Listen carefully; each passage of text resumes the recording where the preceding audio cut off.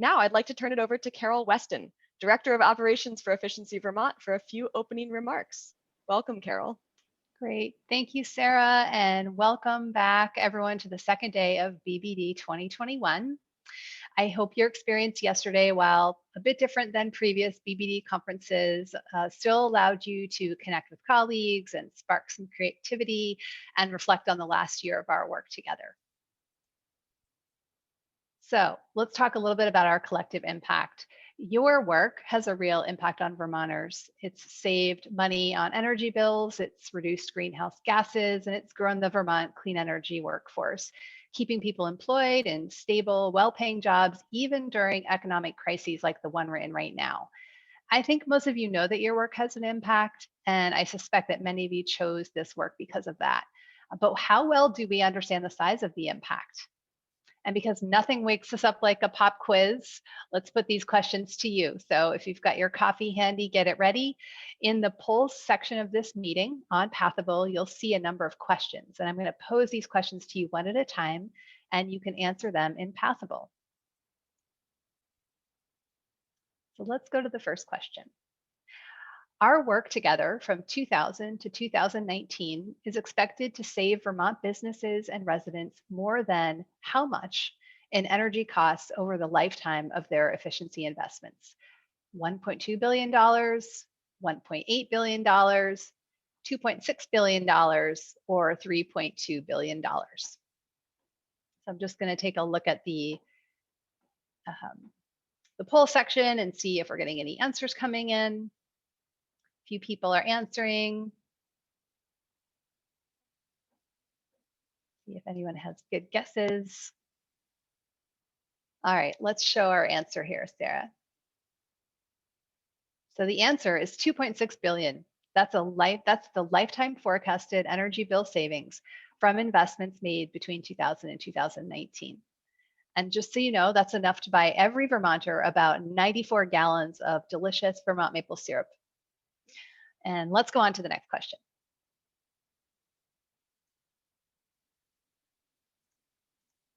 So those projects are expected to avoid more than how many tons of greenhouse gas emissions?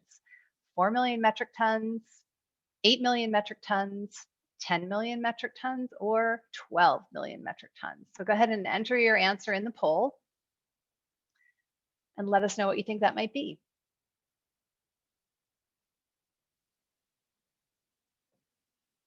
Great, got some answers coming in.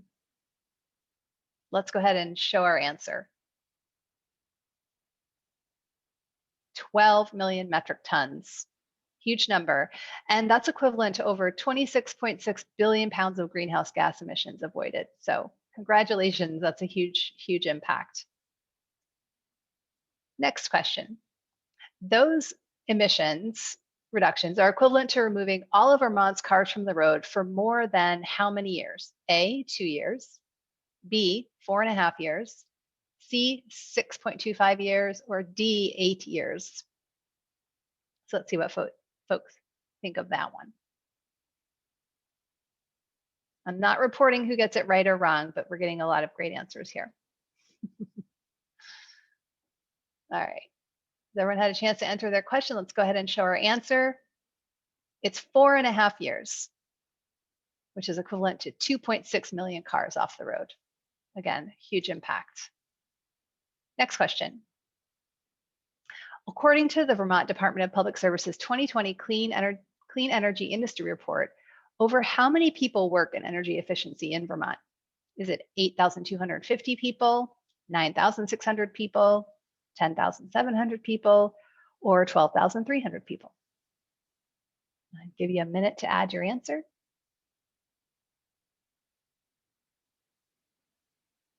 All right, let's see it. It's 10,700 people, which is 57% of Vermont's clean energy workforce. Also, more than half, 58% of those 10,700 people spend 100% of their time on energy efficiency work, which is awesome. And let's move on to our final question. The Efficiency Excellence Network, EEN, is a network of independent trade partners, including electricians, HVAC contractors, architects, distributors, and many of you. How many businesses are a part of this network? A, 250, B, 300, C, 350, or D, 400? All right, last answer. Let's get the answer up there. D, it's 400 businesses. The EEN started in 2013 as a network of HVAC contractors, and it's grown significantly since then. Okay, on to our next slide. So why did we take the time to look at all these numbers? And the reason we did that is because it's pretty easy to get lost in the logistics of the day-to-day and forget to take the time and step back and look at the larger picture. Each individual project that we work on requires scheduling, coordination, transportation, just so many things.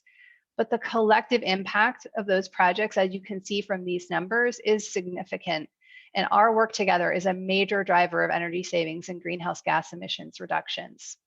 And perhaps more importantly, each of these individual projects that you do every day carries meaning.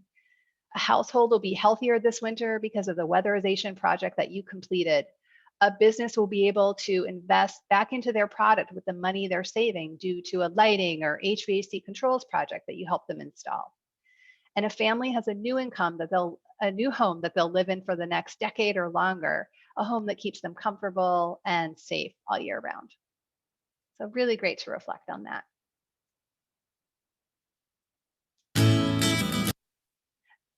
Thanks. So this video that I'm about to share celebrates 3 such new homes.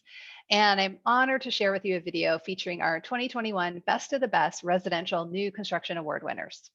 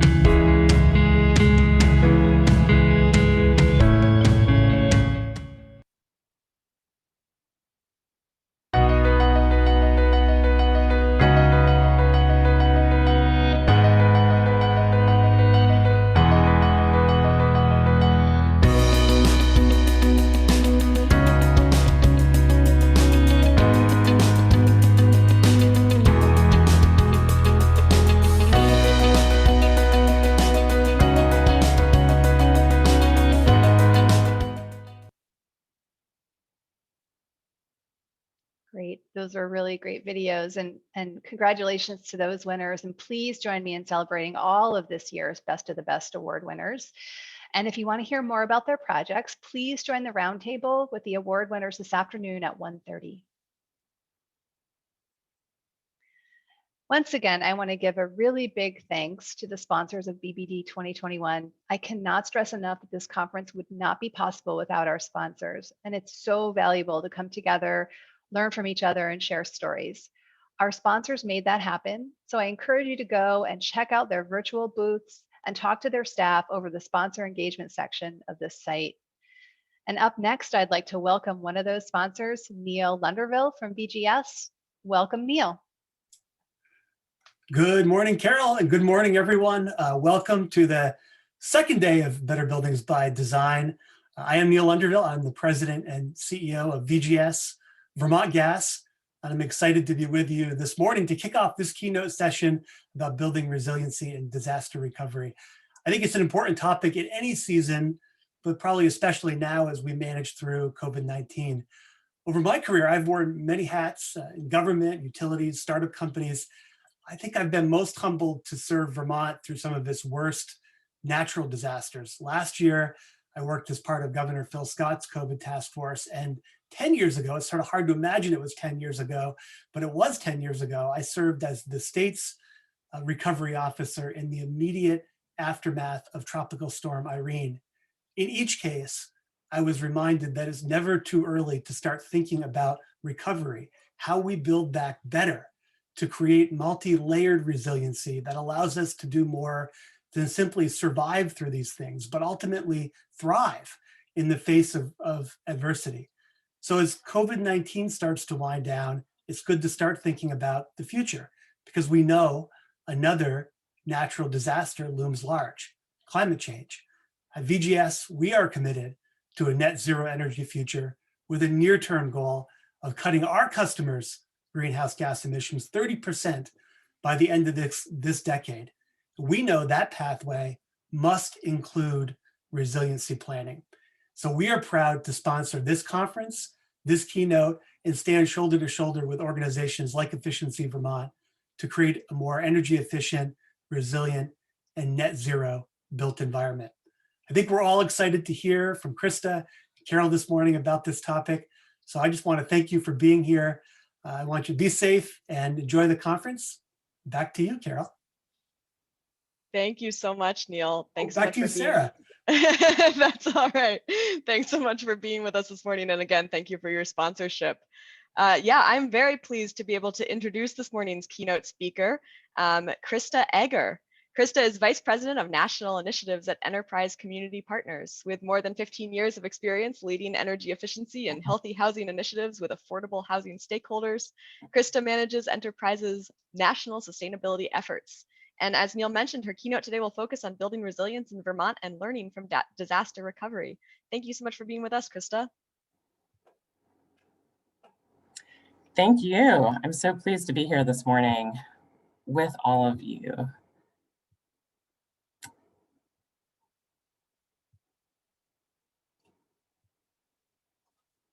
All right, here we go. So thank you again. Thank you to Efficiency Vermont, and thank you to all of you all in this Better Buildings by Design community for creating such a wonderful space for learning and exploration on these really critical issues for our time. As we're all familiar with the existential threats that our changing climate has in store, this morning, instead of focusing on those threats, I'll be instead focusing on 4 different examples of different creative solutions to our changing climate. So solutions from distinct parts of the country that address urgency in climate adaptation and mitigation, disaster planning, and energy resilience. So I'll be touching on a variety of examples to pique your creativity in addressing disaster resilience and building energy together that you all can bring back to Vermont. So by the end of this session together, we'll have accomplished the 3 things that you see here. We'll have examined synergies between planning projects for disaster resilience and for building energy resilience. We'll have identified examples of multi-benefit projects grounded in resilience, and we'll have generated different ideas for developing projects that anticipate disruption. So just to share a little bit with you all about my organization, just so that you understand a little bit more about the context with which I'm speaking. I work with Enterprise Community Partners, which is a national nonprofit based in Columbia, Maryland. And we work all over the country on improving items related to the affordable housing sector. So we are working on both increasing the quantity and improving the quality of affordable housing around the country with hundreds of partners. So I'll really be focusing my approach and examples today on examples from the multifamily affordable housing sector. And I'll be focusing on 4 different types of examples. So I'll start with an approach to resilience audits. Then we'll dive into cultural resilience, then healing-centered design, and then we'll wrap it up with a framework that you can use to approach your building projects to amplify your approach to both disaster resilience and building energy resilience. So without further ado, let's take it away and dive into these resilience audits. So our origin story for working with resilience audits begins in New York State post Superstorm Sandy about 10 years ago, with the desire, after seeing the ramifications of Sandy, to really rebuild and better prepare our multifamily affordable housing stock for extreme weather events. But where to begin? Assessment protocols at that time existed for resilience for critical community hubs like hospitals, but not for multifamily buildings. Although multifamily buildings are often informal hubs of community and resilience. So in response to this need and in partnership with many organizations throughout New England and New York, we created a templatized approach to evaluating the vulnerabilities of likely climate hazards to multifamily affordable housing in New York State public housing stock. And a few later modified that approach in DC, and we're now employing this framework in Miami. So I'm going to be highlighting over the next couple of minutes with you all the application of this model in the District of Columbia. So in DC, where I live, we have to start with an understanding of relevant hazards in the area. So the district government has produced a climate-ready DC plan, which identifies the area's greatest hazards, which you can see here, and we focused on these three. So over the coming years, experts anticipate DC's climate future to include much warmer temperatures with up to 2 to 3 times as many dangerously hot days. All buildings are assumed to be at risk to extreme heat by 2080. We're also expecting more frequent and intense heavy rain events and higher tides as a result of rising sea level. So the vulnerabilities to DC's multifamily affordable housing stock include issues related to infrastructure, such as transportation, energy, water, communication, as well as community resources and vulnerable populations and natural resources. So we were tasked by DC's Department of Energy and the Environment to create a tool to better prepare owners of existing multifamily housing stock in the district for these stressors. And we partnered with New Ecology and the National Housing Trust, NHT, to build upon our resilience audit tool from the work in New York State. We piloted it after adjusting it in DC on 20 properties, held more focus groups with owners of multifamily housing properties in the district, and then updated and scaled the tool throughout different DC government opportunities. So let me tell you a little bit more about the framework. So here are the different components that are included in the resilience audit. So it starts with an initial building survey, site selection, a pre-assessment interview to get an understanding of how the building has weathered past severe weather events, and historic energy analysis and on-site vulnerabilities assessment with visual inspections and performance testing, and then custom site and property analysis and tailored outcome counseling and technical assistance after that. And now let me show you a little bit more into the tool itself. The first version of the tool was built in Excel. We have since upgraded it into more user-friendly online-based systems. But you can see here with the tabs that are highlighted at the bottom, the basic information that it collects and walks the project's team through, from basic project information to the resilience assessment to various strategies that will be recommended based on what's selected in the resilience assessment, and then energy, water, and then looking at solar. So the different tasks that users of this tool are asked to follow are what you can see here. And for those of y'all who are in our virtual room today that are energy auditors, you're likely already noticing many similarities with this protocol and the energy audits that you all do. You know, this resilience audit has an energy audit as its base, with the addition of gathering data regarding building history, visual inspections, and the testing to evaluate risks, potential remediating measures, and potential financing sources to improve the tolerance of the building. So I'm gonna walk you through a quick example of one building, which piloted this in the beginning, just to give you an example of the different types of inputs and outcomes from this process. I want to highlight an NHT property in the Anacostia neighborhood of Washington, DC, which was built in the 60s and rehabbed about 20 years ago. And the assessment focus on this property focused on the historical impact of storms, flooding, and extreme temperature events, and also was interested in identifying energy and water efficiency upgrades, potential for solar, and really taking a good close look at the historic utility usage of the building. Through the resilience audit process, these are the different opportunities or hazards identified from various measures to improve stormwater management, to increase the thermal properties of the building shell, to better control for extreme heat, and to help with issues of the property related to previous sewer backup and electric and water outages. So there were a variety of specific measures that were improved through the resilience audit process. You can see a snapshot of them here on the screen. And we also included in this tool estimated costs for being able to install these measures in the property, so that when the building owner was having the audit completed, they could roll these costs right into their capital assumptions for their upcoming retrofit of the building. So this tool is a really simple concept, a resilience audit, but it's a really powerful one too, in that it combines the energy, resilience, and solar feasibility efforts, and we can directly identify co-benefits between the disaster resilience intents and building energy resilience as well, in terms of strategies related to adding insulation, air sealing, window replacement that lead to both resilient and energy improvements as well.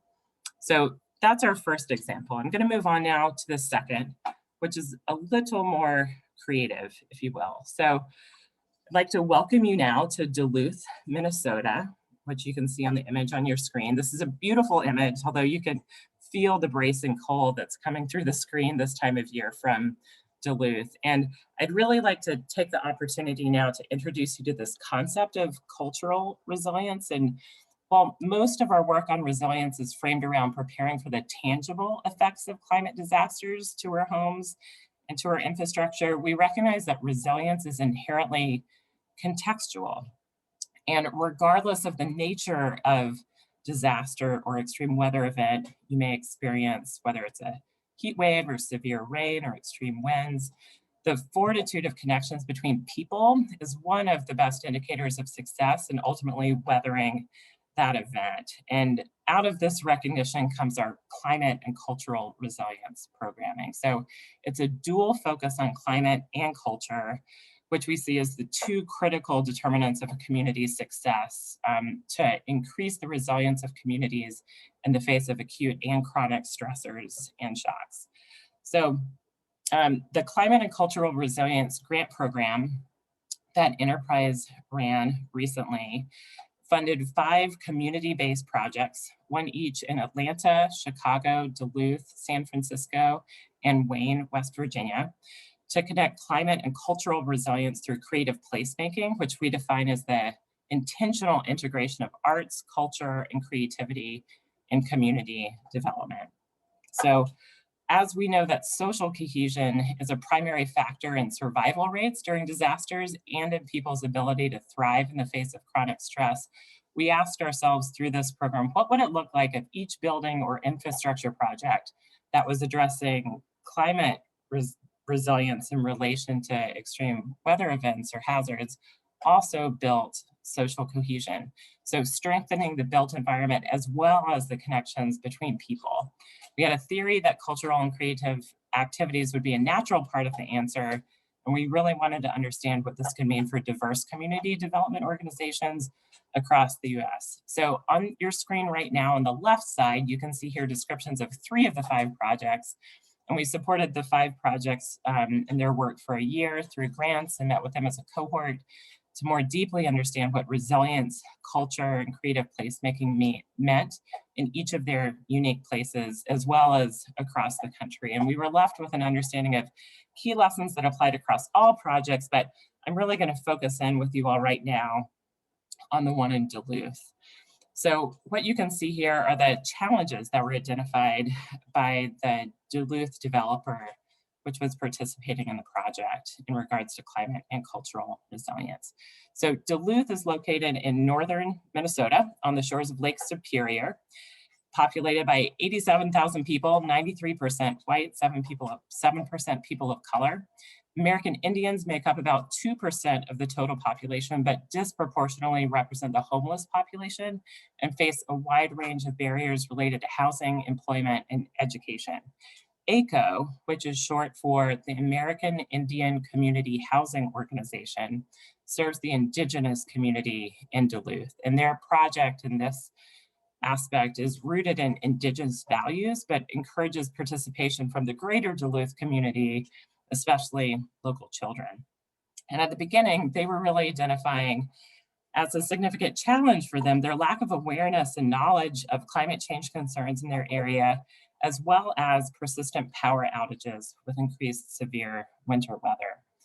And so here are some of the examples of the strategies that they ultimately implemented throughout this project. So prior to installing any infrastructure, ACO had a community meeting to determine the type of programming that the community would like to see. And through dozens of learning sessions with tribal elders to reflect their community's experience with environmental threats, as well as local climate scientists, ACO confirmed an approach to installing solar on the site and partnered with Honor the Earth, a nonprofit environmental conservation organization, and a Mayan artist to design and paint a mural on the rooftop with residents. So at the end, once this was complete, ACO had a community event with a cultural fair to unveil the mural. The cultural fair included booths discussing climate and American Indian cultural topics, as well as a table facilitating a participatory activity where community members mapped out different elements that they wanted to see in the rooftop community garden space. So it was a real time for community gathering. So in a building that houses Native women from some of the most difficult circumstances in a city that had no public art for or by Indigenous people, this mural was really a symbol of resilience. The program coordinator at ACO reflected that the mural is powerful in a spiritual and deep down emotional way. Its interconnections with the importance of protecting our water, Indigenous women, and cultural ways will now be front and center in downtown Duluth. So a takeaway from this snapshot of cultural resilience in Duluth is that understanding the needs of the community first can lead you in the direction of disaster resilience and energy resilience strategies. And I'm really excited for the session later today, which is at 9 a.m. about anti-racism in the trades, building a resilient climate justice movement, which I know that the ACO folks would really find some solidarity with. So this is our second example, cultural resilience. And let me go ahead and move on to our third. So now moving from DC to Duluth, we're going to Denver. And we're going to move on from considering needs related to community resilience to those focused on resilience related to individual needs. So healing-centered design, what does that mean? That may be a new term, just as cultural resilience is to you. But what healing-centered design really means is it's a recognition that the physical environments affect our sense of worth and dignity. They have the opportunity to lift people up and contribute to individual healing from various stressful experiences. And creating welcoming, safe, and accommodating spaces that promote connection can go a long way in healing. So if that's what we can recognize healing-centered design to be, how can we achieve it? How can we know if we've achieved it in our building projects? We've identified 4 specific pathways to do so that are listed here on the slide. So this first option involves including features in your property that allow people to choose the physical distance between themselves and other people. So this means wide hallways or alternative pathways in a multifamily building, an open design, open lines of sight, intimate spaces within communal spaces. Or it can also be focused on safety. So having visible and secure locks, not having any spaces without windows, and having visual connections between residential units and the outside. So that's one pathway. The next pathway that we're lifting up here is flexible spaces. So being able to adapt over time to meet the needs of residents. So this could mean having variable lighting controls that residents control, having shading devices that residents control, having climate system controls that residents control, or having residents involved in signage and in naming spaces, or having movable partitions or furniture in community spaces. The third option I'm going to lift up is having a living landscape, which we've defined objectively as having at least 2 of plants, water, daylight, and natural views. So this could mean having exterior common spaces with a mix of planted areas and hardscape, with these designed for comfort in all seasons and easily accessible from the interior of the building. It can also mean having usable spaces or views to nature from residences. Exposure to nature is not just enjoyable, but it's been demonstrably um, proven through studies to be soothing and healing. A study of residents in Chicago public housing revealed that residents with views of nature had reduction in domestic violence and aggression, lower drug and crime rates, increased trust of neighbors, and better performance on measures of attentional functioning. So it's significant. And then the fourth and final pathway that I'm lifting up here with healing-centered design is art that's reflective of the community throughout the project.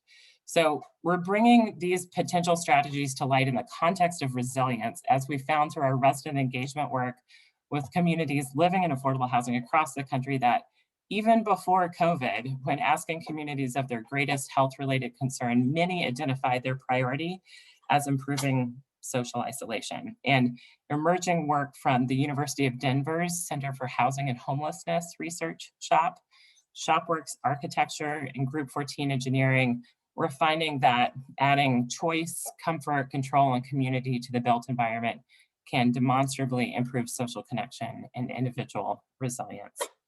For instance, patterns that mimic nature and spaces for refuge directly relate to reduced stress, reduced aggression, improved immune function, lower blood pressure, greater happiness, improved mental health, and more. So as I wrap up this example, I'd like to lift up the connections between individual resilience and healing with building energy. So individual controls for your heating or cooling systems can make a difference, not just in the ability to adjust the thermal characteristics of a space, but the mental and emotional characteristics of the folks who are living there as well. And I'm really excited for this session later this morning at 10:45 on healthy lighting, helping people, which will explore this theme even more. So we've traveled from DC to Duluth to Denver, and now we're going to go national with the fourth example I'll be lifting up this morning. So this fourth theme is frameworks. So taking a framework or a codified approach to addressing your new construction or your rehab projects to result in properties that have a greater capacity for disaster resilience and building energy resilience. So yesterday morning in her keynote, Candace shared several frameworks designed to provide strategies for building design and construction that contribute to property resilience from climate hazards. So fortified, ready, rely, and others that Candace mentioned are excellent resources for that need. This morning, I'll share another framework with you all, which is a national program focused on developing high quality affordable housing that is based within my organization. And this program is called Enterprise Green Communities. Enterprise Green Communities has a national scope, and the intent is to create a pathway towards developing high quality affordable housing. The audience is primarily multifamily affordable housing developers. And rather than providing specific strategies for specific hazards, in the context of a green building program developed with and for affordable housers, Green Communities offers resilient strategies that are nationally applicable regardless of hazard type. So I'm going to dive in and share a little bit more about that with you all right now. So the text that you can see on your screen here just demonstrates that Enterprise Green Communities has been around for about 15 years and has been regularly modified and updated with and for the housing community over that period of time to try to deliver a triple bottom line approach to affordable housing development.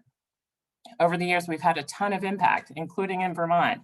And what you see here, both the light and the dark blue states are areas of the country where there are certified Green Communities projects.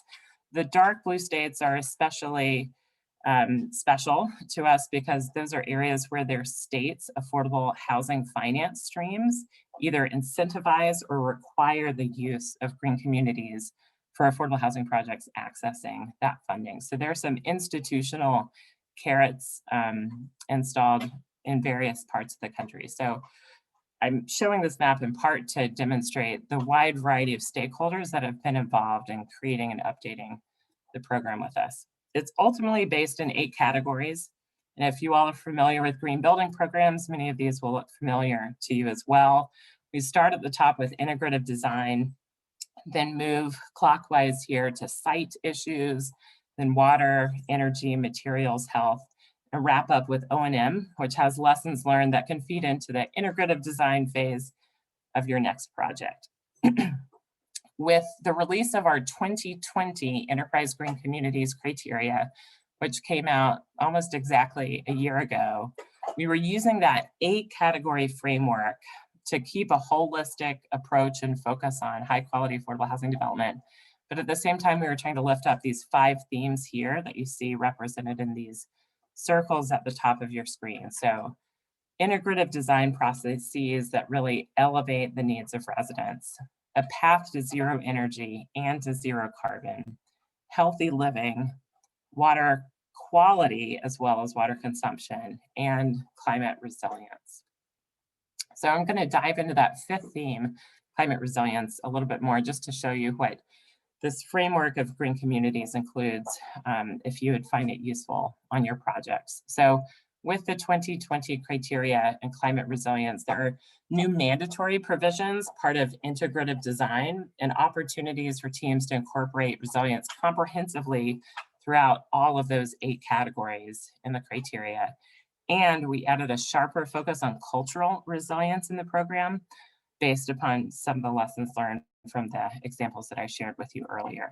So let's get a little bit more specific. When I say we integrated this as a focus in integrative design, what I'm referring to is a new tool called the Project Priorities Survey, which you can download from our website if you'd like to use it.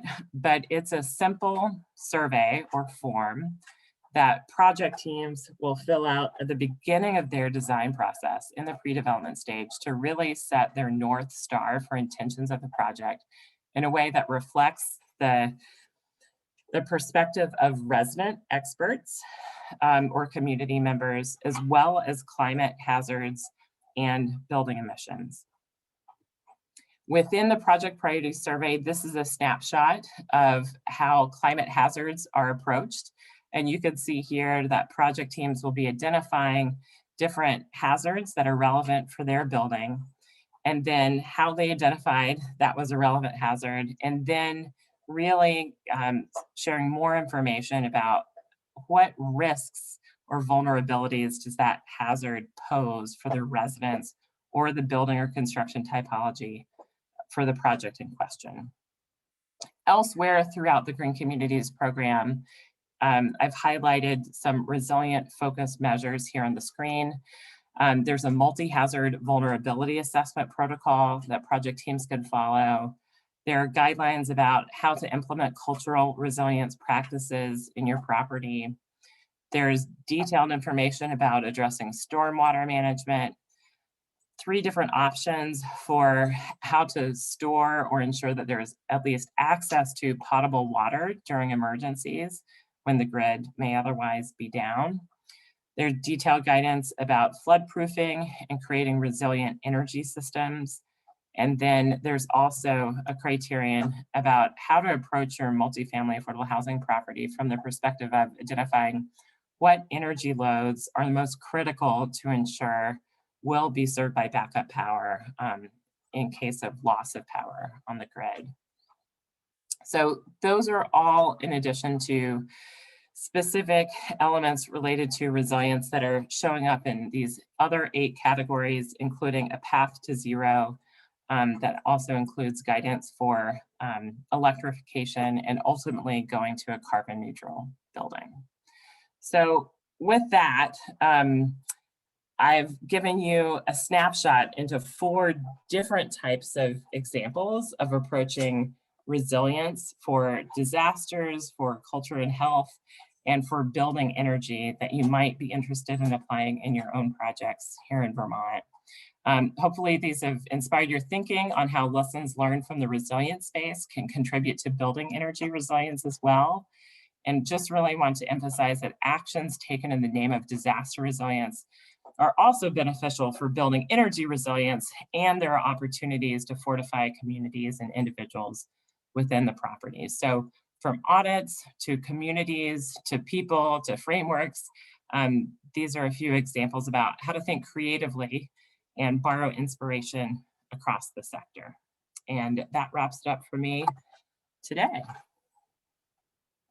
Thank you so much, Krista. That was fantastic. And just you drew so many connections between the work that all of the attendees are doing, the work that we're talking about over the next 2 days of the conference and what started yesterday.